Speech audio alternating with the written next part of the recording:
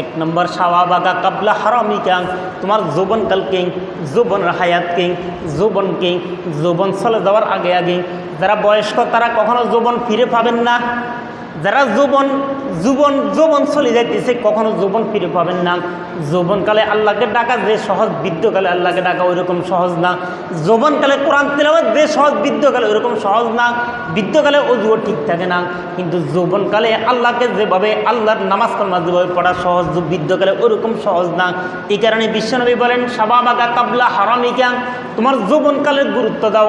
যৌবনকাল ও যুবক, যৌবনকাল সম্পর্কে আল্লাহ রাসূল বলতেছে তোমার যৌবনকালের মূল্যায়ন দাও, যৌবনকালের কদর বুঝো। যৌবন যদি চলে যায় তখন তার কদর বুঝে কোনো লাভ হবে না। যখন বৃদ্ধ হবে তখন যৌবনের কদর বুঝে কোনো লাভ হবে না। আল্লাহ পাক রব্বুল আলামিন কাল হাসর মাঠে 7 ব্যক্তিকে স্থান দিবে আরশের তলে। ওই 7 ব্যক্তির এক ব্যক্তি হচ্ছে ওই যুবক, যে যুবক আল্লাহর ভয়ে কাঁদে, যে যুবক আল্লাহর ভয়ে ইবাদত করে, যে যুবক আল্লাহর ভয়ে নামাজ পড়ে, যে যুবক আল্লাহর ভয়ে কোরআন তিলাওয়াত করে, যে যুবক আল্লাহর ভয়ে মসজিদের সাথে সম্পর্ক রাখে, যে যুবক আল্লাহর ভয়ে ইনসাফের উপর চলে, যে যুবক আল্লাহর ভয়ে সদা সর্বদা কাঁদে, 2 চক্ষু দ্বারা চোখের পানি ঝরায়, আল্লাহ পাক রব্বুল আলামিন হাসর মাঠে, পরকালে কাল হাসর মাঠে 7 ব্যক্তির মধ্যে ওই যুবক, যে যুবক আল্লাহর ভয়ে কাঁদে তাকে আল্লাহ পাকের আরশে স্থান দিবে। ও যুবক, মিথ্যা কথা, যৌবনকালে মিথ্যা কথা বলতে কেউ কখনো যৌবনকালে বলে নাই, কিন্তু স্মরণ রাখবে প্রতিটি মিথ্যা কথার হিসাব পরকালে দিতে হবে। ও যুবক, যৌবনকালে গীবত করতে কম হয়নি, কিন্তু স্মরণ রাখতে হবে প্রতিটি গীবতের হিসাব দিতে হবে। যৌবনকালে যৌবনের তাড়নায় আল্লাহকেও গালি দিয়ে, নাউজুবিল্লাহ। যৌবনকালে যৌবনের তাড়নায় মাতাকেও গালি দিয়ে, পিতাকেও গালি দিয়ে কখনো বিলম্ব করে না, কিন্তু স্মরণ রাখতে হবে যৌবন প্রত্যেকেই ছিল। সকল বয়স্ক, সকল বৃদ্ধ যৌবনকে তাড়ানোর পর, যৌবন কাটানোর পর তারপরে বৃদ্ধ হয়েছে, কিন্তু কখনো যৌবন ফিরে আসবে না, ইবাদত থাকবে। যৌবনকাল যুবক, তোমার কোরআন তেলাওয়াত, কিন্তু যদিও তোমার যৌবনকাল ফিরে আসে না, কিন্তু কোরআন তেলাওয়াত থাকবে। যৌবনকালে নামাজ থাকবে, যৌবনকালে প্রতিটি ইবাদত থাকবে, যৌবনকালে প্রত্যেকটি আল্লাহর ভয় থাকবে।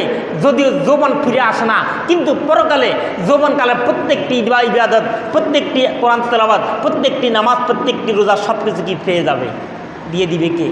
আল্লাহ। এই কারণেই বিশ্বনবী বলেন তোমার যৌবনকালের কী করে কদর বুঝো, যৌবনকালকে মূল্যায়ন দাও। কখন? যৌবন চলে যাওয়ার আগে আগে। আমরা যারা বয়স্ক, যারা বৃদ্ধ, তারাও প্রত্যেকে যৌবনকাল অবস্থায় ছিলাম। যারা বালক, যারা শিশু কিশোর, তারাও যৌবন হব, যৌবনে পদার্পণ করব, যুবক হব। কিন্তু এই যুবকের আল্লাহ রাসূল বলেন তোমরা তোমাদের যৌবনের কী করো হিসেবে, যৌবনের বয়সের হিসেব করো, যৌবনের কদর করো। যদি যৌবনের কদর যদি করা হয়, এই কদর আমাদের কাজে আসবে। কথা ঠিক কিনা? 2 নম্বর ওয়াসিহাতাকা কাবলা সাকামিকাম। বিশ্বনবী মুহাম্মদুর রাসূলুল্লাহ সাল্লাল্লাহু আলাইহি ওয়াসাল্লাম বলতেছেন ইকতানিম খামসান কাবলা খামসিন ওয়াসিহাতাকা কাবলা সাকামিকা। 2 নম্বর 5টি বস্তুকে মূল্যায়ন করার 2 নম্বর ওয়াসিহাতাকা, তোমার শরীর সুস্থ থাকে, কাবলা সাকামিকা, অসুস্থ হওয়ার আগে আগে। সুস্থতার নিয়ামত বুঝো, সুস্থতার নিয়ামত দিতে হবে কখন? অসুস্থতা হওয়ার আগে আগে। যদি আমাদের শরীর যদি সুস্থ থাকে তখন আমরা তার নিয়ামত বুঝি না, কিন্তু শরীরের সুস্থতা কখন বুঝি? যখন ডায়াবেটিস হয়, ইনসুলিন দিতে হয়, ডাক্তার কাছে যাইতে হয়, খানা পিনা মাপকাঠি মতো খাইতে হয়, তখন আমার কদর, শরীরের কদর বুঝে যায়। এই কারণেই বিশ্বনবী বলতেছে ওয়াসিহাতাকা কাবলা সাকামিকা, তোমার শরীরের সুস্থতার নিয়ামত দাও, শরীরের সুস্থতার কদর বুঝো। এটি যৌবনের জন্য, শিশু কিশোরদের জন্য, বৃদ্ধদের জন্য, শুধু যৌবনদের জন্য এরকম না। তাহলে আমাদের 2 নম্বর হচ্ছে শরীরের কদর। শরীর দিয়েছে কে? আল্লাহ। হাত দিয়েছে কে? আল্লাহ। পাও দিয়েছে কে? আল্লাহ। কিলাকিলি ঘুষাঘুষি মারামারি করার জন্য দিয়ে নাই। আল্লাহ রাসূল বলতেছেন তোমার শরীরে যে সুস্থতা আছে, ওই সুস্থতার কদর বুঝো, সুস্থতার নিয়ামত বুঝো কখন? অসুস্থতা আবার আগে আগে। যদি অসুস্থতা হয় তাহলে আমরা তখন ওই কদর নিয়ামতের কদর বুঝে কোনো লাভ হবে না। যখন আমরা অসুস্থ হব, যখন আমার ফাতলা পায়খানা হবে, তখন আমি যদি বলি হায় আমার তো ফাতলা পায়খানা এখন, তখন আমার কদর বুঝে, শরীরের কদর বুঝে আসে, শরীরের মূল্য বুঝে আসে। সুস্থতা কি নিয়ামত, সুস্থতা কত বড় নিয়ামত। যারা ডায়াবেটিস তারা বুঝে, যাদের জ্বর তারা বুঝে, যারা অসুস্থ তারা বুঝে, যারা পঙ্গু তারা বুঝে সুস্থতার কত নিয়ামত। এই সুস্থ করেছে কে? আল্লাহ। এই কারণেই ইসলামের বাণী, মুহাম্মদুর রাসূলুল্লাহ সাল্লাল্লাহু আলাইহি ওয়াসাল্লামের বাণী, তোমরা তোমাদের সুস্থতাকে, সুস্থতার নিয়ামত দাও, সুস্থতার কদর দাও, কখন? অসুস্থ হওয়ার আগে আগে। তাই আমাদের দ্বিতীয় নম্বর করণীয় হচ্ছে আমরা শরীর ফিটফাট সুস্থ, এই সুস্থতার নিয়ামত দিতে হবে। যখন আমাদের অসুস্থ হব, যখন আমরা অসুস্থ হই, তখন আমাদের বুঝে আসে সুস্থতা কত বড় নিয়ামত। তাই আমাদের দ্বিতীয় নম্বর 5টি করণীয়ের দ্বিতীয় নম্বর করণীয় হচ্ছে ওয়াসিহাতাকা কাবলা সাকামিকা। আল্লাহ রাসূল বিশ্বনবী ঘোষণা করেন, তোমার শরীরের নিয়ামত বুঝো, শরীরের কদর করো, কখন? অসুস্থ, সুস্থতার কদর করো অসুস্থতা হওয়ার আগে আগে।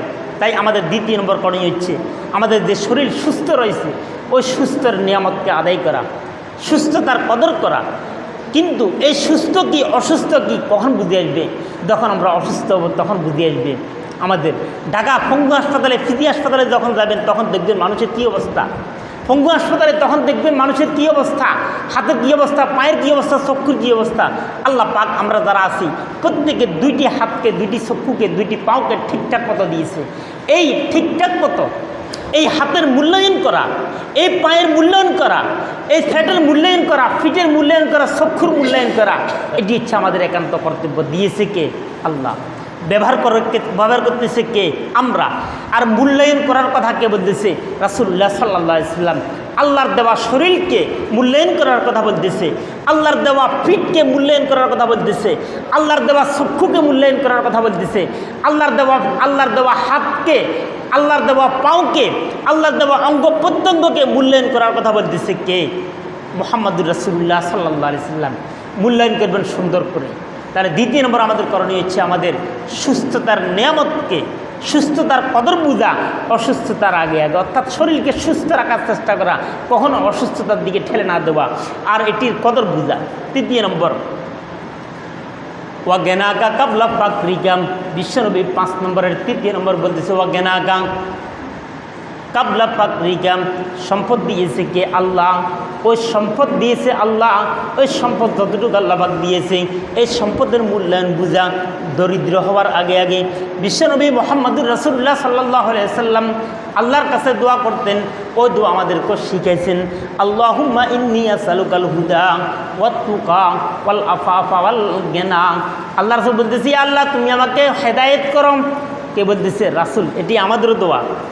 ওয়াত্তুকা, আল্লাহকে, আল্লাহ, ইয়া আল্লাহ তোমাকে যথাযথ ভয়ের ব্যবস্থা করে দাও, ভয় হিসাবে ভয় করে চলার ব্যবস্থা করে দাও, এটি আমাদেরও করণীয়। 3 নম্বর ওয়াল আফাফা, আমাদেরকে সুস্থ করে দাও। 4 নম্বর ওয়াল জ্ঞানা, আমাদেরকে কারো মুহতাজ, কারো মুখাপেক্ষি বানাইও না। আমরা মুখাপেক্ষি হবো কার? আল্লাহর। মুখাপেক্ষি হবো কার? আল্লাহর। আল্লাহ পাক ছাড়া কারো মুখাপেক্ষি হব না। রাসূলুল্লাহ সাল্লাল্লাহু আলাইহি ওয়াসাল্লাম আল্লাহর দরবারে এই দোয়াটি সদা সর্বদা করতেন। তাহলে আমাদের 3 নম্বর করণীয় হচ্ছে আল্লাহ পাক আমাদেরকে যে সম্পদ দিয়েছে, যতটুক দিয়েছে, হাতের আঙ্গুল সবগুলা সমান না, মানুষ সবাই সমান না। জন্মসূত্রে যখন জন্ম হয়, জন্মের সময় প্রত্যেকটি মানুষ যখন জন্ম হয় তখন প্রত্যেকে কাঁদে। কালের আবর্তমানে অবস্থার পরিপ্রেক্ষিতে বিভিন্ন ধরনের হয়, মানুষ বিভিন্ন ধরনের সম্পদশালী হয়। কেউ হারাম টাকা অর্জন করে, কেউ হালাল টাকা অর্জন করে, কেউ হারাম দ্বারা মজা পায়, কেউ হালাল দ্বারা মজা পায়। যাকে আল্লাহ পাক যেটি দিয়েছে হালালের উপর থাকবেন, বৈধতার উপর থাকবেন। তবে আল্লাহ পাক যতটুকু দিয়েছে ওই সম্পদের কদর বুঝা, ওই সম্পদের মূল্যায়ন করা, এটি আমাদের কর্তব্য। 3 নম্বর করণীয় ওয়াগেনাকা কাবলা ফাকরিকা। আল্লাহ রাসূল দিয়েছে তোমাকে আল্লাহ পাক যে সম্পদ দিয়েছে ওই সম্পদকে দূর হওয়ার, সম্পদকে নষ্ট করার কখনো চেষ্টা করিও না। সম্পদ দিয়েছে কে? আল্লাহ। আমাদের দেশে যারা জুয়া খেলায়, জুয়াটি, তাদের সম্পদটা নষ্ট করতে করতে এক পর্যায়ে স্ত্রীকে পর্যন্ত বিক্রি করে ফেলে। যারা মদ খায়, নেশা করে, সম্পদকে নষ্ট করতেছে। যারা অনুরূপভাবে সম্পদ নষ্টর যত মাধ্যম রয়েছে, যত পন্থা রয়েছে, আল্লাহ রাসূল বলতেছে 3 নম্বর ওয়াগেনাকা কাবলা ফাকরিকা। আল্লাহ পাক তোমাকে যতটুকু সম্পদ দিয়েছে ওই সম্পদকে ধরে রাখা, ওই সম্পদের মূল্যায়ন করা, এটি একান্ত কর্তব্য। সম্পদ যতটুকু দিয়েছে এটি কখন বুঝে আসবে? যখন সম্পদ চলে যায়। একজন গাঁজাখোর গাঁজা খাইতে খাইতে তার সম্পদকে নষ্ট করে ফেলছে, যখন নষ্ট করে ফেলছে তখন বুঝে আসে সম্পদটা কি, কতটুকু মূল্যবান সম্পদ। অনুরূপভাবে যত মাধ্যমে সম্পদ নষ্ট হয়, সম্পদ নষ্টের পর তখন বুঝে আসে যে আমার সম্পদ, তখন তার সম্পদ ফিরে পাওয়া যাবে না, যে সম্পদটা আসলে সম্পদ আল্লাহ পাক দিয়েছে, ব্যবহার করার জন্য দিয়েছে, নষ্ট করার জন্য দিয়ে নাই। কিন্তু তখন বুঝে আসে এই সম্পদ আল্লাহ দিয়েছে, এই সম্পদকে নষ্ট করেছি আমি, কিন্তু তখন তো বুঝে আর লাভ হবে না। এই কারণেই রাসূল বলতেছে ওয়া গেনাকা কাবলা ফাকরিকা, গেনাকা তোমার সম্পদ যতটুকু আল্লাহ পাক দিয়েছে তার মূল্যায়ন বুঝো, মূল্যায়ন করো, নিয়ামতের আদায় শুকরিয়া আদায় করো। কাবলা ফাকরিকা, তার কদর বুঝো দরিদ্র হওয়ার আগে আগে, অর্থাৎ দরিদ্র হওয়ার আগে আগে তোমার সম্পদের মূল্যায়ন বুঝো। চতুর্থ নম্বর, তিনটি চলে গেল। চতুর্থ নম্বর আল্লাহ রাসূল বলতেছে ও হায়াতাকা কাবলা মাউতি, আল্লাহ রাসূল বলতেছে হায়াতাকা, তোমার হায়াতকে, তোমার হায়াতকে, জীবনকে, দুনিয়াকে মূল্যায়ন করা মৃত্যুর আগে আগে। দুনিয়া হচ্ছে কর্মের স্থান। মালাকুল মাউত যখন চলে আসবে আপনাকে ওযু করার সুযোগ দিবে না। মালাকুল মাউত যখন চলে আসবে আপনাকে তওবা করার সুযোগ দিবে না। আপনাকে দেখবেন না কীভাবে তওবা করবেন, আপনাকে 2 রাকাত নামাজ পড়ার সুযোগ দিবে না, ওযু করারও সুযোগ দিবে না, আল্লাহকে ডাকারও সুযোগ দিবে না। এই কারণেই বিশ্বনবী মুহাম্মদুর রাসূলুল্লাহ সাল্লাল্লাহু আলাইহি ওয়াসাল্লাম বলতেছে ও হায়াতাকা কাবলা মাউতিক, তোমার হায়াত, দুনিয়াতে যতদিন আল্লাহ পাক হায়াত দিয়েছে ওই হায়াতের মূল্যায়ন বুঝতে হবে। আমরা মনে করি এখন মাল সম্পদকে কামাই, যখন বয়স্ক হব, এক পর্যায়ে যখন সম্পদকে কামাই ফেলব তখন আল্লাহ পাকের কাছে তওবা করব। তওবা করতে পারবেন তার কোনো গ্যারান্টি আছে কি না? আল্লাহ পাকের কাছে ক্ষমা চাইতে পারবেন তার কোনো গ্যারান্টি আছে কি না? এই কারণে বিশ্বনবী বলতেছে ও হায়াতাকা কাবলা মাউতিক, তোমার হায়াতকে, দুনিয়ার জীবদ্দশাকে আল্লাহ পাক যতটুকু হায়াত দিয়েছে এ হায়াতের মূল্যায়ন বুঝা আমাদের একান্ত কর্তব্য। দুনিয়া হচ্ছে কর্মের স্থান, পরকাল হচ্ছে কর্মফল পাওয়ার স্থান। আপনি একটা গাছ লাগাইলেন, গাছটি যদি আম গাছ লাগাইলেন, আম যদি টক হয় তাহলে আম দিবে টক, আম যদি মিষ্টি হয়, বীজ যদি মিষ্টি হয় তাহলে আম দিবে মিষ্টি। কিন্তু আপনি আম গাছ লাগালেন, আপনি কিন্তু খাওয়ার আশায় কখনো লাগাতে পারবেন না। যদি আম গাছ তার আম খাওয়াটা ওটি নিশ্চিত না। আর আপনি যদি আম গাছ যদি মিষ্টি আম গাছ লাগান তাহলে আম গাছ মিষ্টি ফল দিবে। আপনি হতে পারে দেখতেও পারেন, নাও দেখতে পারেন। অনুরূপভাবে দুনিয়া হচ্ছে আপনার কর্মের স্থান, কর্ম করার স্থান। দুনিয়াতে যা কিছু কর্ম করেন এটি হচ্ছে আপনার সম্বল। পরকালে সকল কর্ম ফল পেয়ে যাবেন, আল্লাহ পাক দিয়ে দিবে আপনার। কিরামান কাতিবিনা ইয়ালামুনা মা তাফআলুন, কিরামান কাতিবিন সম্মানিত লিখক তারা লিখতেছে। এরপর এই সম্মানিত লিখক তারা লিখতেছে, লেখার পর আপনি সকল কর্মফল পরকালে পেয়ে যাবেন। আপনি দুনিয়াতে কি করেছেন, কখন দান খয়রাত করেছেন, দুনিয়ার কদর কতটুকু বুঝেছেন। আজকে আমরা দুনিয়া দেখতেছি, রং বেরঙের দুনিয়া, তার কোনো মূল্যায়ন আমাদের কাছে নাই। ফাটাইছে কে? আল্লাহ। তৈরি সৃষ্টি করেছে আমাদেরকে কে? আল্লাহ। কিন্তু আমরা যদি পরকালে যদি যাই তখন তো আমরা দুনিয়ার কদর বুঝে কোনো লাভ হবে না। পরকালে আপনাকে নামাজ পড়তে, নামাজ দেখিয়ে ঠিকই, নামাজ হচ্ছে দুনিয়াতে কর্ম, দান খয়রাত দুনিয়াতে কর্ম, দুনিয়ার কর্ম, রোজা দুনিয়ার কর্ম, যাকাত দুনিয়ার কর্ম, হজ দুনিয়ার কর্ম, সত্য কথা দুনিয়ার কর্ম, জুলুম থেকে দূরে থাকা দুনিয়ার কর্ম, গীবত না রাখা গীবত না করা দুনিয়ার কর্ম, মিথ্যা কথা না বলা দুনিয়ার কর্ম। এই কারণেই বিশ্বনবী মুহাম্মদুর রাসূলুল্লাহ সাল্লাল্লাহু আলাইহি সাল্লাম ৪র্থ নম্বর বলতেছে ওয়া হায়াতাকা কাবলা মাউতি, তোমার হায়াতকে মূল্যায়ন দাও, হায়াতের মূল্যায়ন বুঝো। ৫ নম্বর ও ফারাগাকা কাবলা শুগলি, বিশ্বনবী মুহাম্মদুর রাসূলুল্লাহ সাল্লাল্লাহু আলাইহি সাল্লাম 5টি বস্তুকে কদর করার কথা বলছে। এই 5টি বস্তুর 5 নম্বর ও ফারাগাকা কাবলা শুগলি, তোমার অবসর সময়কে ব্যস্ত হওয়ার আগে আগে মূল্যায়ন দাও।